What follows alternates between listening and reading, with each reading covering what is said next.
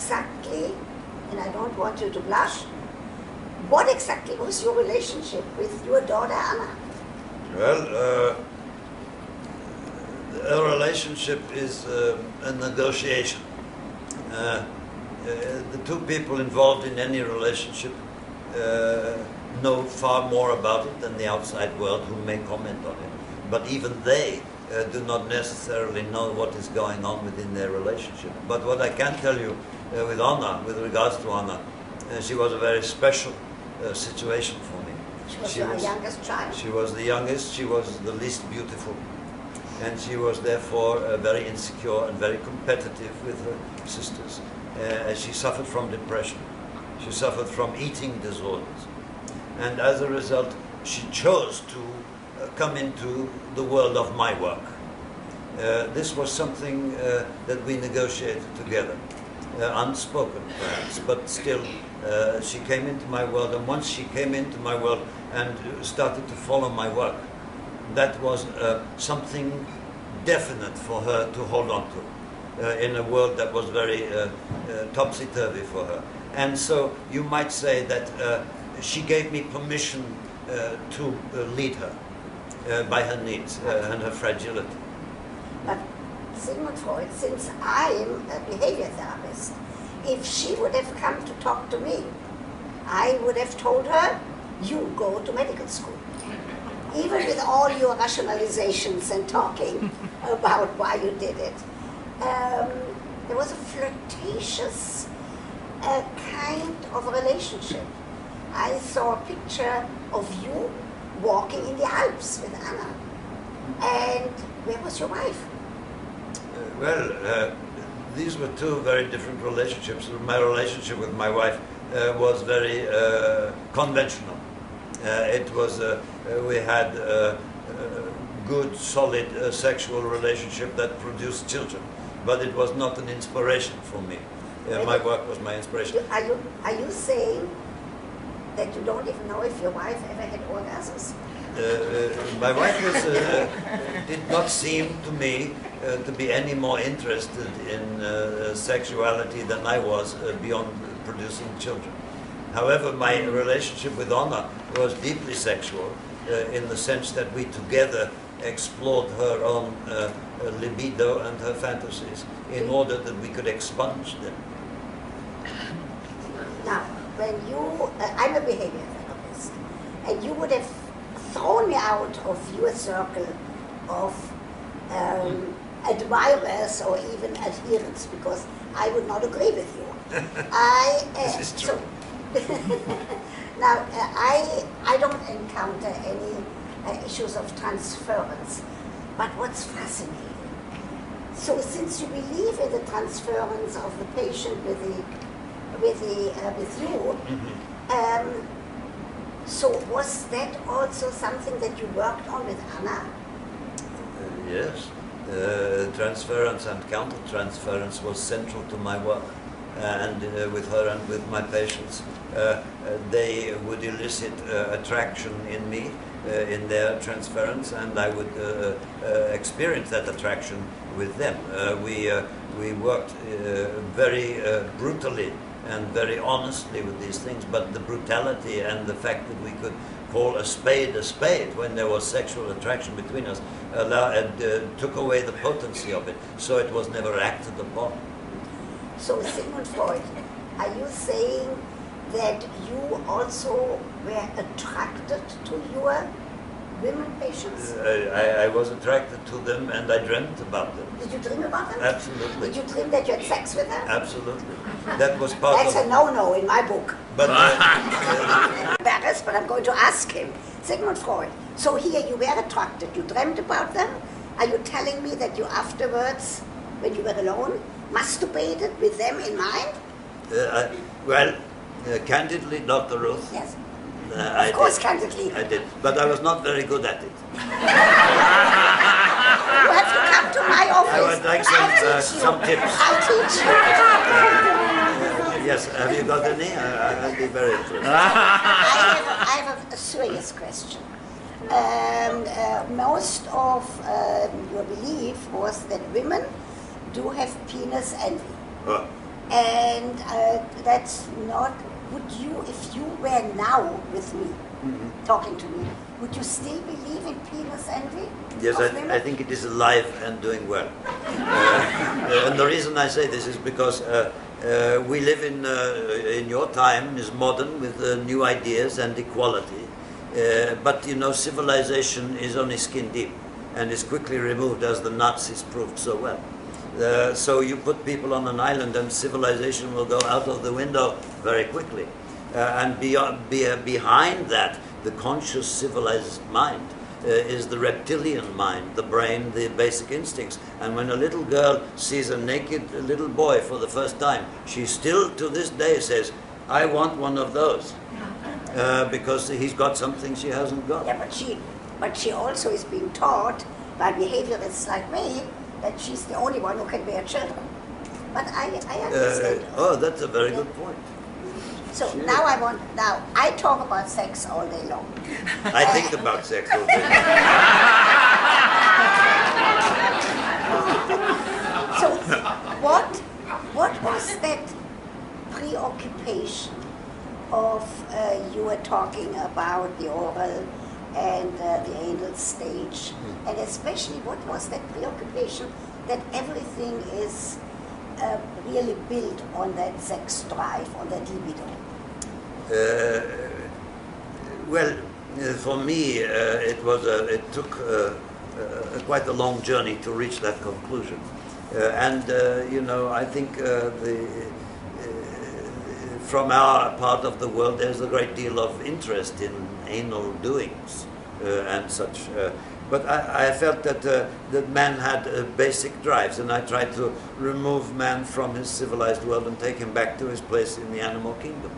And I thought, yes, animals, what do they need to do? They need to eat, and they need to procreate, and so on. That's how I... So, the Oedipus complex, if you were alive today, would you still hold to that theory that the boy wants to be his mother's lover and wants to kill his father? Today, with quite a lot of hindsight now, I realize that this is not a cut and dried thing, but that for me and perhaps for many, this is true. But that may not be so completely the rule as perhaps I first said. What about the Electra, that the girl is in love with her father and would like the mother to disappear? Is it all the same? I firmly believe this still.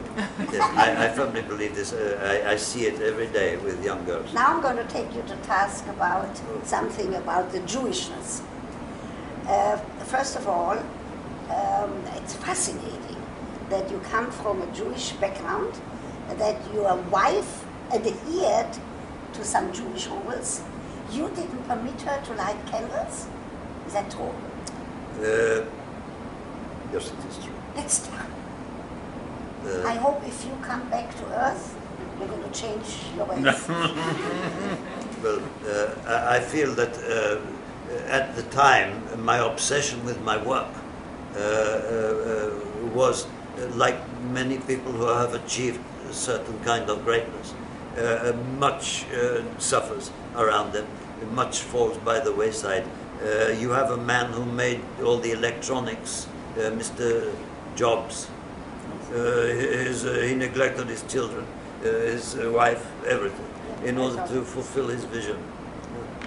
Not an excuse. No. The Jewishness is so fascinating with me because I'm very Jewish and not Orthodox, but adhere to Jewish values. And in the Jewish tradition it says that a lesson taught with humor is a lesson retained. You did use humor. So you were really very Jewish. I would have to ask you, what was that denial? Was it only the issue about God and the supernatural? Or what was that denial of your Judaic soul? I think perhaps there is some connection between that and my failure to understand the soul of music. I think perhaps I think I was a very tunnel vision man who had his desire to achieve greatness in a certain specific way. And I think much got neglected on the way. Is the not liking the music because you were worried about the emotions that the music brings about? I could not give myself permission if I did not understand the mechanism of my emotion from music. I would not allow. Interesting. But just before the end, you seem to have liked the music, the classical music that came from that radio of yours. You know, when you desire something, I desired to understand music. There is always the Hail Mary, as you say, and the Hail Mary pass to the. And for me, this wonderful man who visited me, Mr. Lewis, C.S. Lewis, such a diametrically opposed to my views, and yet somebody I felt such contact with, almost as a son. The fact that he loved music, yes, I think why can't I? I try one more time. Most interesting, and you did try. Now, in the Jewish tradition, you are not supposed to commit suicide. You can't be buried in a Jewish cemetery if you commit suicide. You didn't exactly commit suicide, but you had an agreement with the doctor. And Louise asked you if your wife knew about it. Did she? She did not know specifically that this was going to be the way. I think that I spoke generally saying there will come a time when I cannot. I had a hole in my face. I had flies trying to land and lay eggs in me. And I said to my doctor there, no more torment. No more torment. But I did not say, oh, tomorrow, my dear. So if we want to leave the Freudian legacy, first of all, from now on, whoever hears the word Freud is going to think of this actor. Am I right? So for me, I'm thinking of the actor. There's another movie out there. I like this Freud better. Don't you quote me. Don't you quote me. Because, would you, Freud, would you have written a different play about yourself? Thinking of the audience of today, 2011 and 12. Yes, I think quite a different play. I think it would have been way too complicated and nuanced to be listened to. But I think you have to understand that in my time, men showed affection for each other in a way that was, as the Greeks, that it was a non-sexual. There were ways of expressing love. And certain things that we did that were not tainted with sexuality. And I think that my association with my daughter was a very profound exploration of a field that neither of us had been in before. This was an exploration, our therapy together. Nobody was there to guide us. And the fact that we touched upon her sexuality and tried to heal it does not necessarily mean that I was, diddling her.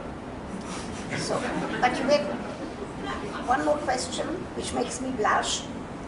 You were titillating her.